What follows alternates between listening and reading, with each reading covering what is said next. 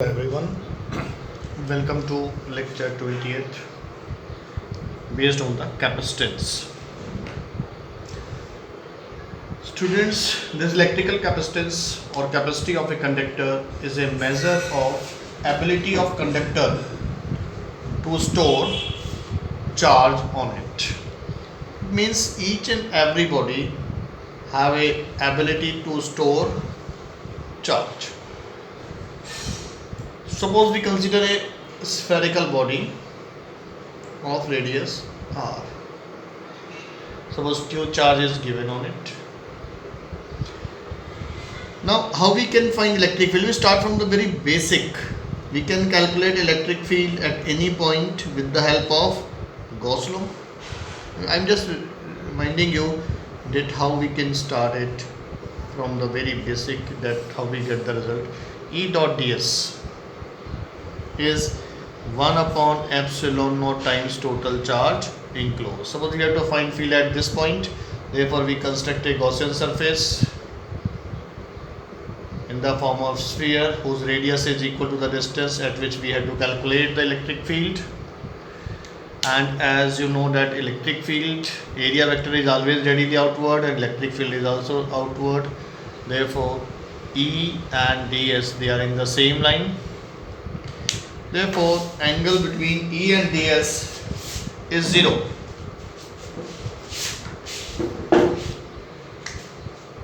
Therefore, we can solve E ds is 1 upon epsilon naught times q. ds is always that of Gaussian surface, and surface area of Gaussian surface is E into 4 pi r square.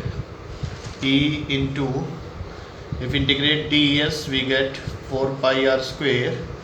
This is 1 upon epsilon naught times q. That is, from electric field what we can get? We get 1 upon 4 pi epsilon naught q by r square. It is radially outward. Since it is a vector quantity, you can use this one. If you have to calculate on the surface,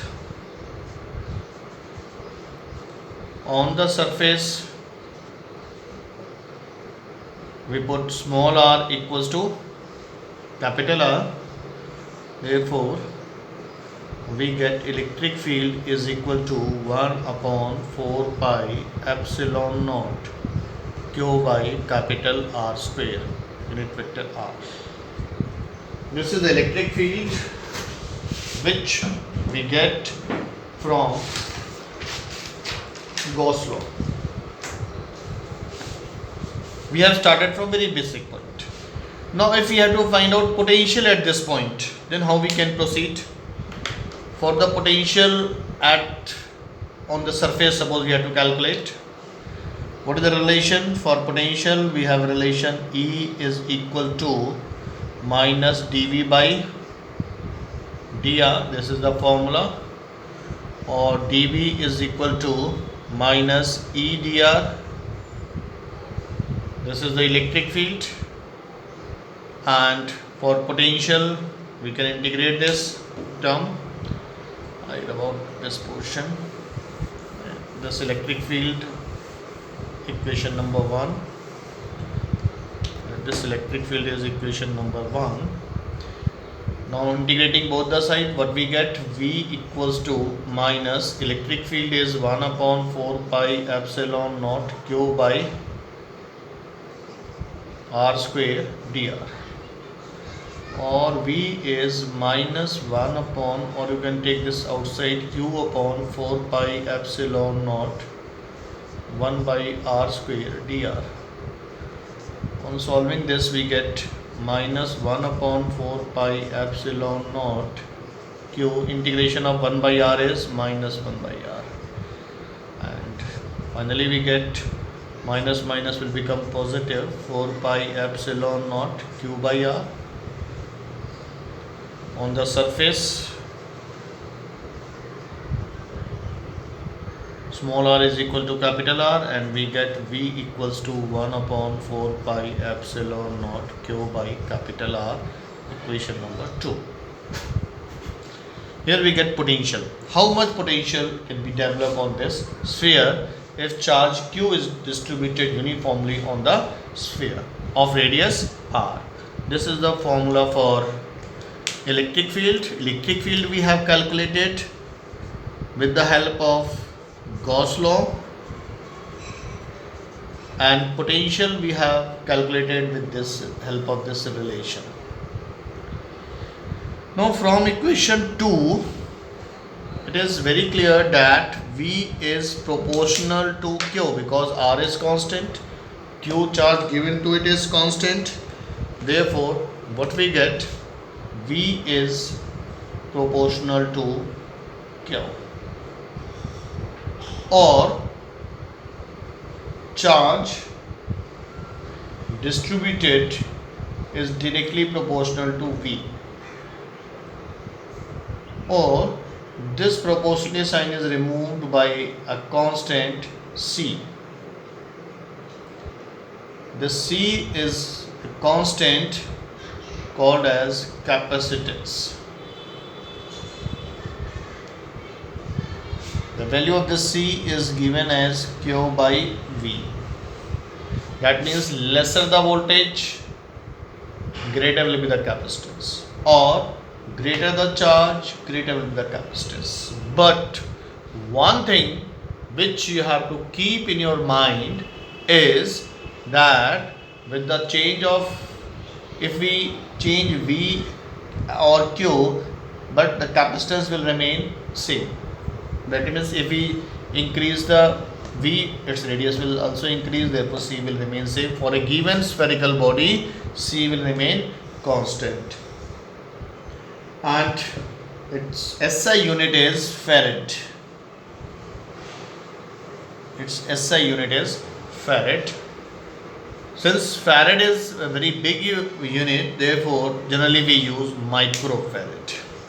Now this is equation number 3. We get electric field with the help of Gauss law. We get potential with the help of electric field. And with the help of potential, we get C, capacitance. Now suppose if we have to find capacitance of this spherical body. The first question is, what is the capacitance of this spherical body? Capacitance of sphere. Capacitance of spherical body.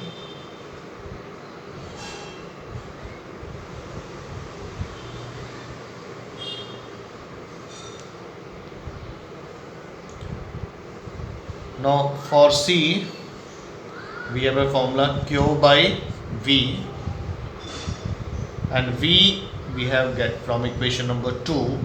Charge given to it is Q, therefore we get Q by V. V is 1 upon 4 pi epsilon naught Q by R, or we get 4 pi epsilon naught into R. This is fourth formula, capacitance of a spherical body, equation number 4.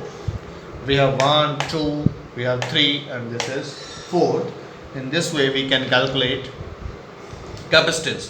From this formula, greater the radius, greater will be the capacitance. But for a given R, capacitance will be constant for this spherical body.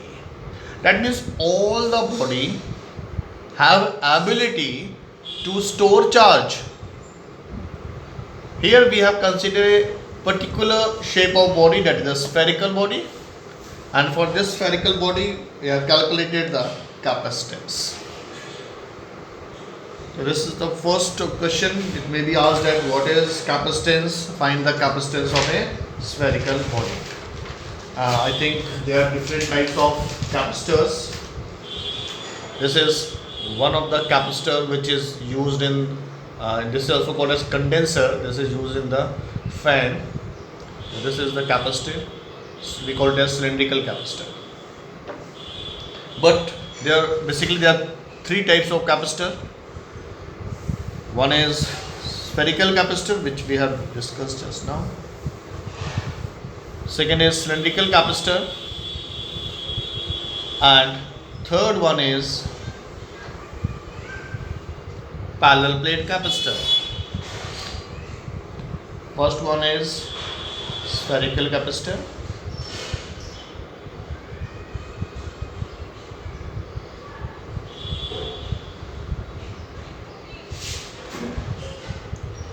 Second one, cylindrical capacitor.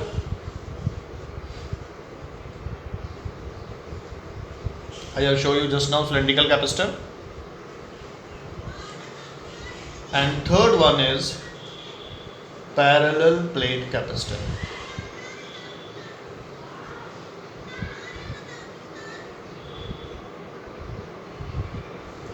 Now this chapter capacitor is very important. You have devoted approximate 1 month in electrostats, and if you devote at least 15 days in capacitor, you can easily get the same marks distribution as you get in electrostatics. That means if one question is asked from electrostatics, maybe possible question may be asked in capacitor. It is quite easy to get marks in capacitor as compared to the electrostatic. Now in your syllabus we have this parallel plate capacitor, but simultaneously we will discuss the spherical capacitor also and cylindrical capacitor also, because in NCERT the numerical based on this spherical as well as cylindrical capacitor is given. Now we come to parallel plate capacitor. We will discuss it later on. This is not included in our syllabus. Now we have, if we start from very basic, again we start from very basic, that suppose we have a thin sheet, very thin sheet, and we can find out electric field. Suppose we have given a positive charge, therefore electric field will be on this side. Electric field will be radially outward. This is direction of electric field on both the side, like this. This is electric field, electric field. Suppose we have given a positive charge to this sheet, very thin sheet, thickness is very negligible, and we have to find the electric field are normal to the surface. Now again we apply Gauss law. We have considered a Gaussian surface in the form of cylindrical pipe, like this. On both the side we will consider this cylindrical pipe, like this. And this is electric field both the side. This Gaussian surface have three surfaces. One is this end face, electric field E, this end face E, and this, sorry, you can take electric field also. ds we take here and ds we take here. Here electric field is in this direction, but ds is normal to the surface. That means there is no contribution of flux through this curved surface because E and ds are perpendicular. We have two end faces, therefore total contribution of flux is twice of E dot ds, which is 1 upon epsilon naught times total charge enclosed. In such type of question, because it is surface, therefore surface charge density will be given. Sigma is charge per unit area, Q by A. Let A is the area which is enclosed by this Gaussian surface. Since I have told you E and ds are in the same line, and ds is the surface area of Gaussian surface which enclosed this charged body. Now ds is A, 1 upon epsilon naught, Q can be written as sigma into A. A cancel out, we get electric field is sigma upon 2 epsilon naught. Now keep in your mind 3 points. One is electric field is equal at both the sides. In this portion also, on this side also. Electric field is sigma upon 2 epsilon naught, and it is independent of distance. Due to single plate, this is the electric field. Now we for the capacitor, this plate will store charge up to some limit. Afterward, a leakage will start takes place. Now you have to keep in your mind this formula, sigma upon 2 epsilon naught due to single surface. And for commercial capacitor, we need large amount of charge to be accumulate on it. Suppose we have a single plate. Suppose we have a single plate like this, mounted on an insulating stand. Now we give some charge on it. Let me start giving some positive charge to it. Afterward, what will happen? This positive start repelling each other, due to which further accumulation of charge will not takes place. The leakage will simultaneously takes place. Now what will happen if we bring another plate, similar plate near it? It is conducting plate placed close to it.